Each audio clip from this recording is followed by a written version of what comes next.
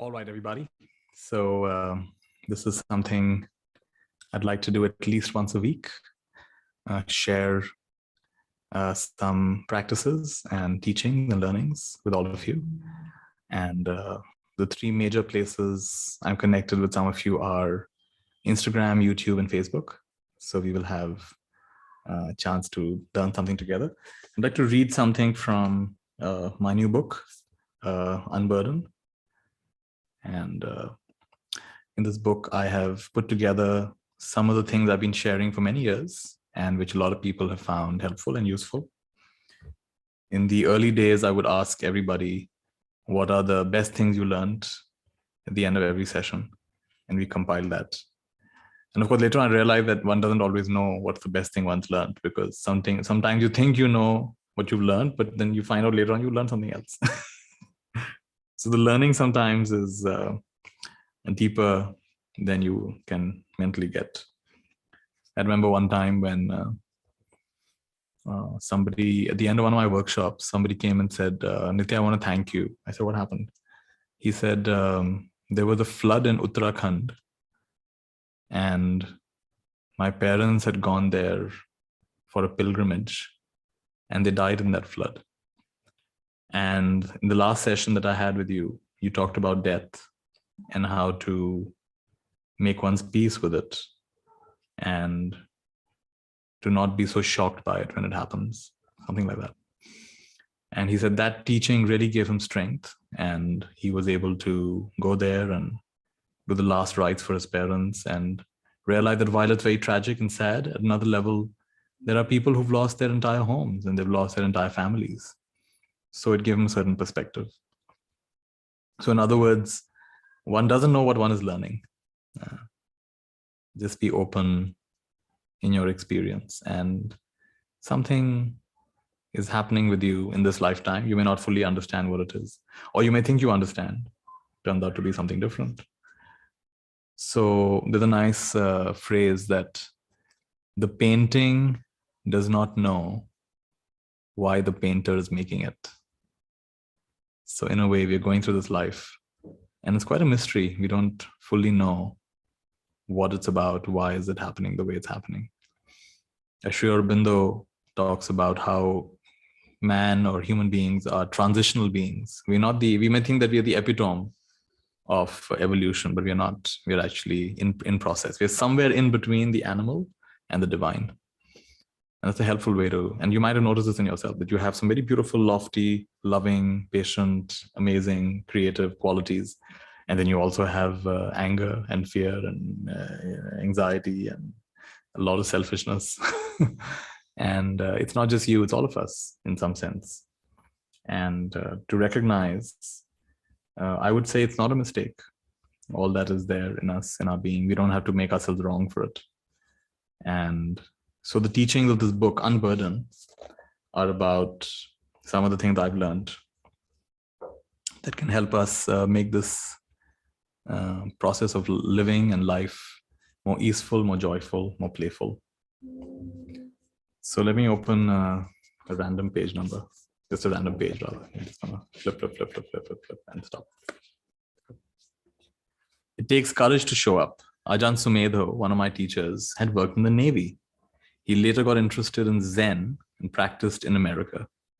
Eventually, he came to Thailand and was ordained as a Buddhist monk with our teacher Ajahn Chah, who had a way of challenging his students. On one of the festival nights where thousands of people had come, Ajahn Chah finished his discourse and asked Ajahn Sumedho to speak. Ajahn Sumedho mentioned that he hardly knew any Thai. However, Ajahn Chah insisted that he speak. So he put together all his Thai vocabulary and somehow managed to give a discourse for half an hour. At the point where he felt he was done, Ajahn Chah said, keep going. So he kept going. And somehow he kept it together for one more hour. Again, Ajahn Chah said, keep going. By now, most of the audience were walking away, and he was repeating himself as he only knew a smattering of Thai words. In this way, 2 hours passed, and by the third hour, only a few old ladies were left seated, and some had already fallen asleep. Ajahn Sumedho said that toward the end of those 3 hours, he had touched the lowest ebb of audience response, and yet his teacher continued to make him speak. He said that was the day he lost the fear of worrying about what people think of him when he speaks. He called it being hootless, which means you don't give a hoot. And that requires a deep self-integration. In the early days when I was teaching, I would write an intention for what could be the best possible outcome for any gathering. Then I would note a few themes or practices that I felt were appropriate. Things would invariably match the intention, sometimes in uncanny and remarkable ways. So basically, I would take a piece of paper and I would write down, wouldn't it be, no, not wouldn't it, I would write, I'm so grateful now that, and I'd write my intention for whatever I'd be doing in that evening or that day or that retreat. And I'd write it down like it's already happened. This is a very powerful way of making intentions. So things would invariably match the intention, sometimes in uncanny and remarkable ways.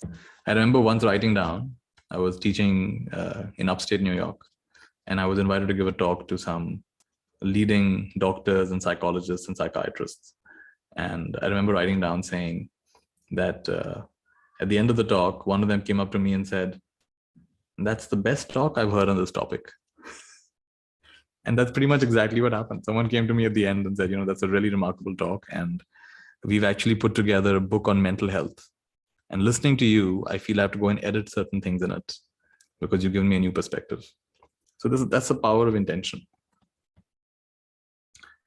As this went along, I began to wonder if I could ever really know the best possible outcome in any situation. For instance, it might be possible that someone would be disappointed in my teachings and thereby begin to rely more on their own inner guidance.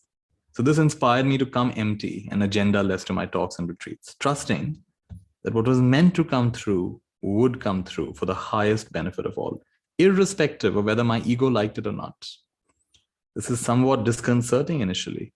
I felt I had arrived somewhat naked and unprepared. However, I learned to lean into this discomfort and be in a state of surrender. This took the power, potency, and depth of the sharing to a whole new level, and was a deeply relaxing experience for me as well, because there was nothing to prove. And so I was free from the hope that people would approve. I remember once in New Delhi, there's a place called Zorba the Buddha in New Delhi. It's in Ghitorni. And I had a session there. It was a half-day session on deep listening and dialogue. Deep listening, you probably understand. Dialogue is a form of speaking and listening where you don't hold on very tightly to what you're trying to say, and you're a little bit more patient. You're willing to see things from many points of view. That's called dialogue. So before the session, I was just sitting quietly and I was feeling, I'm teaching all these people. There are about 25, 30 people who come. I'm supposed to teach them. But do I myself really practice deep listening and dialogue? And I felt I'm such a beginner in this. I mean, even though I'm trying to teach it, I'm myself so flawed in this in so many ways. So anyway, I went with that and I began my session by saying that I'm teaching this to you, but in some ways, I'm myself a learner. And what I'm teaching you, I myself want to get better at. So that session happened. And a few months later, one of the people who attended that session, he took me out for, I think it was a lunch. And he said to me, Nithya, I want you to know that those 3-4 hours, they changed my life. I said, really? Why is that? He said, because I never realized how poorly I listened to my wife in all these years. I never realized. That session woke me up. And I began putting away my newspaper when she'd speak and really listening to her. And that has remarkably improved my relationship with my wife. So there I was feeling unprepared and maybe feeling that I'm not sure what I have to contribute. But being open to that and leaning into it. And somebody had a deep shift in their life because of that. So we shouldn't be quick to judge that, oh, I can't do this, or that's too little time, or this is too difficult, or they're not going to get it, or they're not going to benefit. We shouldn't be so sure about that. And so this means to be open to the nudges of existence. Open to the nudges of existence, open to what life is wanting to come through you. Yeah, so that's what I wanted to share, and invite you to check out the course that I'm offering, Being and Blossoming, this is, we interact for about half an hour every day on different topics. There's meditation, there's some readings. Today we had a few readings from Ruskin Bond, some very nice stories. There's some writing assignments, there is some emotional clearing, there's some chanting and music. So I've taken some of my favorite things, and we do this 6 days a week. So if you go to Nithya Shanti, which is my name, I spell Nithya with a H, nityashanti.me/BB. BB is for Being and Blossoming. You'll get details about this, and you can join. There are different levels at which you can join and be receiving what I'm sharing. Yeah, so this is what I wanted to share today, and good wishes to all of you. The symbol behind me is called Mayurma. It's a symbol of infinite love and good wishes. I'm going to make a Mayurma for all of you right now. Infinite love and good wishes to each one of you. Mayurma.